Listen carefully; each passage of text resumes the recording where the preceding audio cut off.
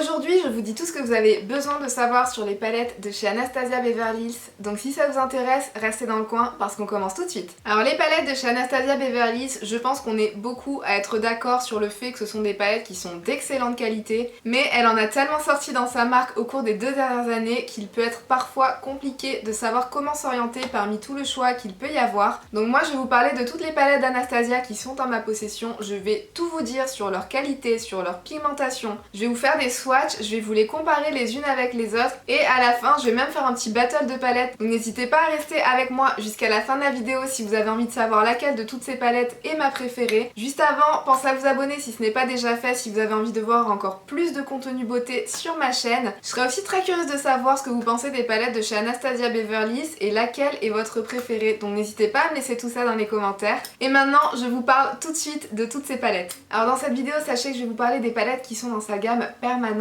Vous aviez la Prisme et la Riviera qui étaient sorties dans des éditions limitées, donc je ne vais pas vous en parler dans cette vidéo parce que vous ne pouvez pas mettre la main dessus à ce jour.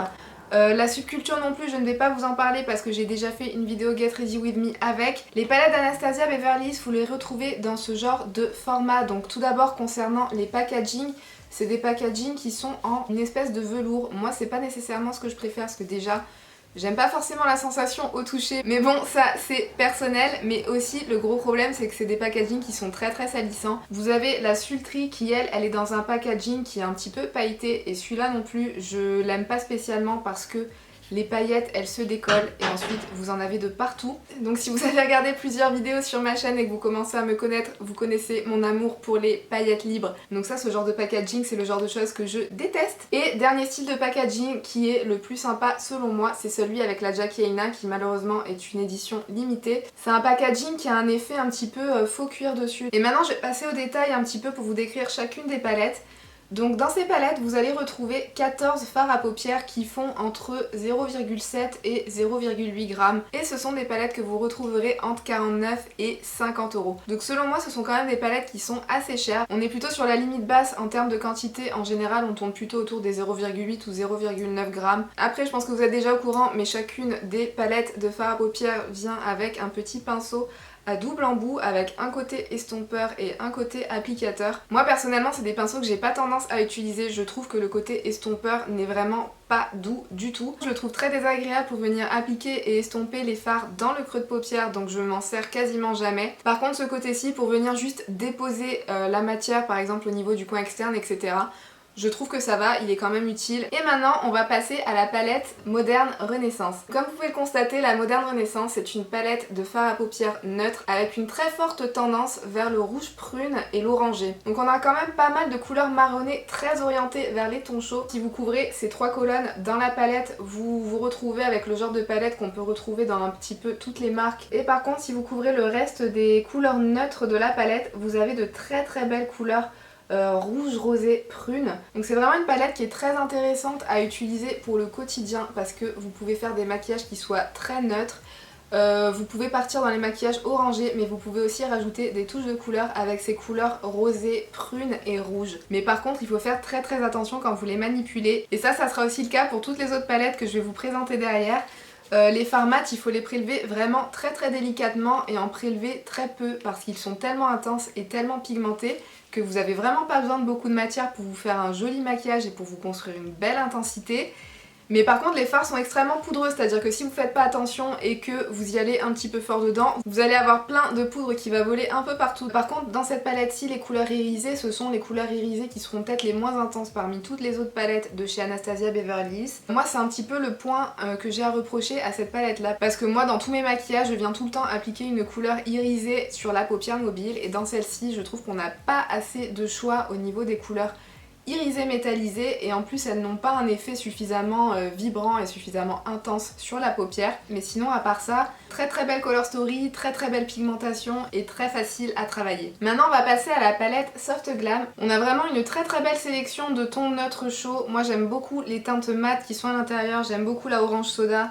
J'aime beaucoup la burnt orange, la sienna aussi. Il y a aussi la teinte mulberry qui a un très beau marron avec une pointe de burgundy à l'intérieur. On a vraiment de très belles couleurs dans les tons neutres chauds, mais on a aussi de très belles couleurs rosées dans cette palette-ci. La différence en fait avec la Moderne Renaissance, on est plus dans les couleurs rouges et intenses, alors que dans la Soft Glam on est dans des couleurs rosées et douces. Pour moi la Soft Glam c'est vraiment la version beaucoup plus douce, la version beaucoup plus délicate et sophistiquée. Dès que j'ai besoin d'aller vite et de me faire un maquillage dans les tons neutres, c'est souvent vers celle-ci que je me tourne parce que vraiment elle est tellement facile d'utilisation.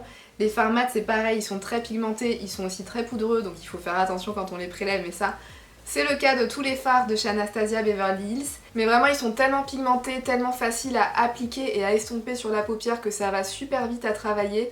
Les fards lumineux dans cette palette-ci, ils sont beaucoup plus intenses que dans la Moderne Renaissance. Il y a aussi un petit point qu'il faut savoir par rapport à la Soft Glam, c'est qu'il y a 3 des couleurs qui sont dans celle-ci et qui sont aussi dans la Moderne Renaissance. Vous avez cette couleur beige très légèrement satinée et lumineuse qui est aussi dans la Moderne Renaissance, la Tempera. La couleur burnt orange aussi, juste ici, que vous retrouvez aussi dans la Moderne Renaissance, et ce marron, la Cyprus Amber. Après moi c'est pas quelque chose qui me dérange spécialement parce que je trouve que c'est des couleurs dont on a besoin dans toutes les palettes. Et la Color Story est vraiment super jolie pour vous faire des maquillages neutres, délicats mais un petit peu rosés, un petit peu sophistiqués et très élégants. Ensuite la prochaine palette de la marque c'est la palette Norvina. Alors celle-ci pour moi c'est vraiment la palette la plus originale de la collection. Celle-ci on se situe vraiment plus dans les couleurs rosées qui tendent vers le violet. Vous avez aussi des couleurs très originales qui je pense se retrouvent vraiment très difficilement dans tout le marché du maquillage, notamment cette couleur un petit peu violet bleuté. Ça pour moi c'est vraiment le genre de couleur qu'on retrouve nulle part ailleurs à ma connaissance. Vous avez aussi un très joli rose clair, il est vraiment très sympa. Celui-ci il est vraiment aussi très joli parce qu'il a de très beaux reflets à l'intérieur. Il est entre le rose gold et le violet lilas en fait. Vous avez aussi une couleur rose gold juste ici qui est vraiment magnifique. La couleur Dazzling qui est un rose gold un peu violacé. Vous avez de très jolies couleurs dans les rosés et dans les violets. C'est vraiment très féminin et très délicat. Elle est majoritairement dans les tons froids.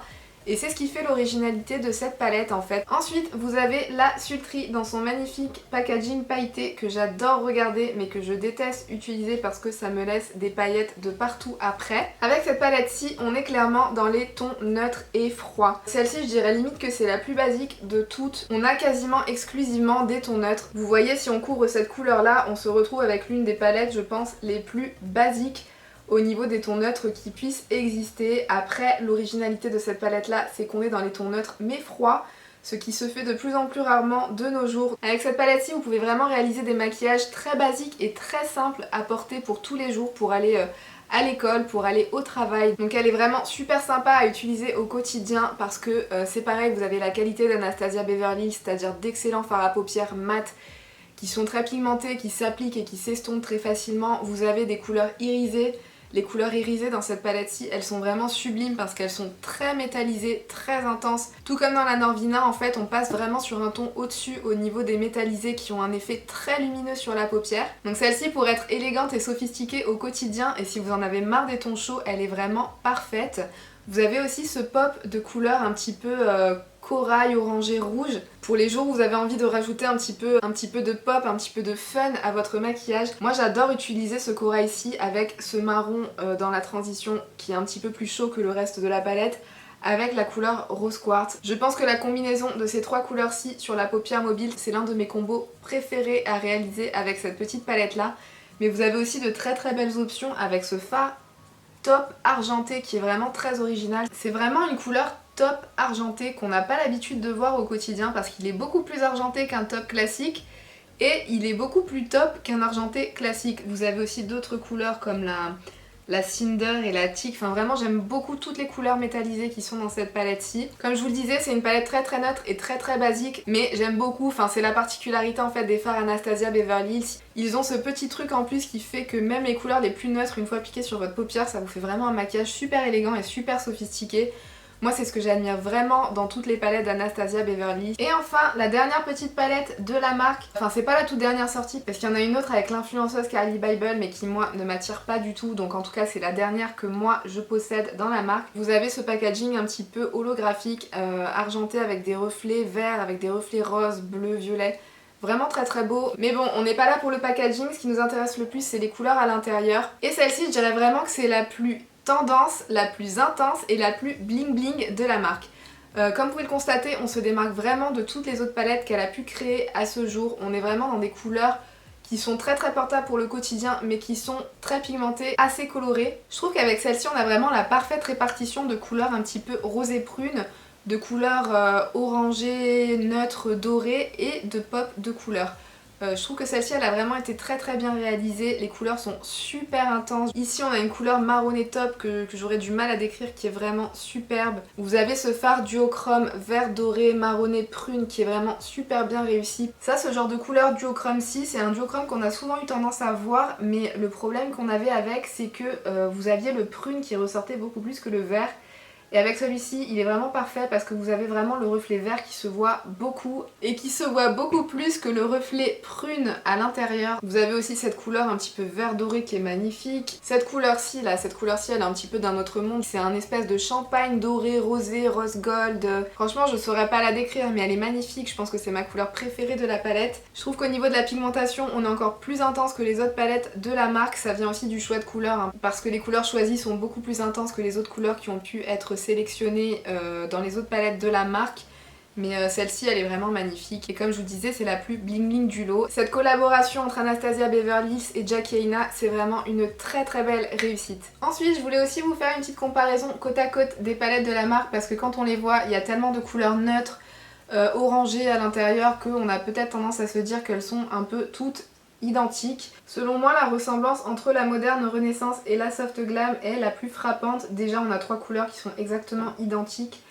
Et ensuite, au niveau de toutes les couleurs neutres, on a vraiment énormément de ressemblances, surtout au niveau des marrons neutres chauds et des couleurs dorées. Vous avez la couleur Parme Buen Fresco de la moderne Renaissance qui se retrouve un petit peu dans la Dusty Rose de la Soft Glam. Après, au niveau de la différence, comme je vous le disais, pour celle-ci, on est plus dans les rouges prunes, alors que celle-ci, on est beaucoup plus dans les couleurs rosée. Celle-ci est beaucoup plus intense alors que celle-ci est beaucoup plus délicate et douce comparée à la moderne Renaissance. Ensuite, je vous compare la moderne Renaissance juste en haut avec la Norvina qui est juste en bas. Entre ces deux-ci, on a déjà moins de ressemblance qu'avec la Soft Glam, mais après on a quand même une petite ressemblance avec les marrons chauds qui ont tendance à être à la fois dans la moderne Renaissance et à la fois dans la Norvina. Après, comme je vous le disais un petit peu plus tôt, je trouve que les couleurs qui ont tendance à se ressembler d'une palette à l'autre chez Anastasia Beverly Hills, selon moi, c'est des couleurs qu'on a besoin dans toutes les palettes. Après, la différence entre ces deux-ci est quand même assez flagrante, hein. Celle-ci, on est dans les tons très chauds, rouge-orangé, alors qu'avec celle-là, on tend vers les tons froids et on est dans les roses violets. Ensuite, je vous mets côte à côte la Soft Glam en haut avec la Norvina juste en bas. Entre ces deux-ci, on a déjà un petit peu plus de ressemblance, surtout au niveau, comme d'habitude, des tons neutres, marronnés, bruns, un petit peu chaud, mais aussi dans les rosés, il y a un tout petit peu de ressemblance. Mais pour moi, la différence, elle reste assez tranchée parce que les rosés qui sont dans la Norvina tendent beaucoup plus vers le violet, alors que les rosés qui sont dans la Soft Glam, ce sont des rosés un petit peu plus chauds et un petit peu plus dorés, j'ai envie de dire. Ensuite, je vous mets côte à côte la Soft Glam avec la Sultry, c'est pareil. Ces deux-ci, on est très neutre, mais la Soft Glam elle est clairement orientée sur le neutre chaud, alors que la Sultry elle est orientée vers le neutre froid. Et enfin, je vous mets côte à côte juste en haut la Norvina avec la Sultry qui est juste en bas. Celle-ci, mine de rien, je pense qu'on peut quand même retrouver quelques ressemblances parce que comme je vous disais, la Norvina elle tend aussi légèrement vers les tons froids.